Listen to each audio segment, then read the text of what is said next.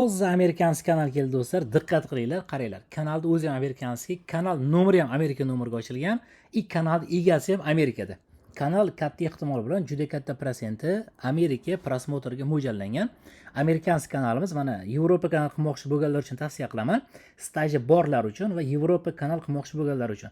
Hamma yo'q, daji do'stlar AdSense ham amerikaniki. AdSense Amerika, kanal Amerika nomeriga ochilgan, kanal egasi Amerikada. Polni xullas amerikanskiy kanal. Hozir men kanalda batafsil ko'rsataman. Bu egasiga men sotib beraman degandim bir oy oldin. Faqat bitta minus tarafi hamma videoni o'chirib tashlabdilar. Sotaman baribir deb hamma videoni o'chirib tashlabdilar. Polni shortslar edi, xullas statistika вообще zo'r edi. Hozir men ko'rsatib o'taman.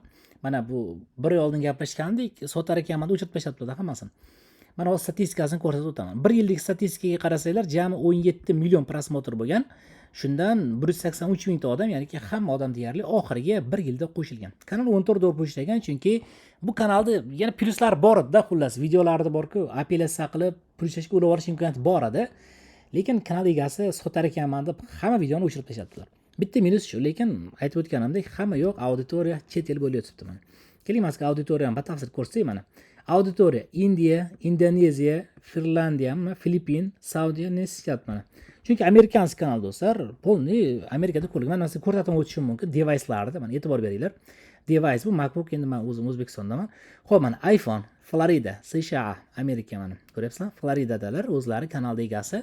Polni kanalimiz Amerikadan boshqariladigan kanal mana. Televizorlargacha bor ekan daji. Hammasi Amerikada. Kimga kerak bo'lsa, mana amerikanskiy toza kanal, faqat aytib o'tganimdek, hamma video o'chirib tashlabdilar, kanal plyuschasini o'chib qolgan. Original video qilib, xullas cho'tik qilib, monetizatsiya yo'q qilsa bo'ladi do'stlar.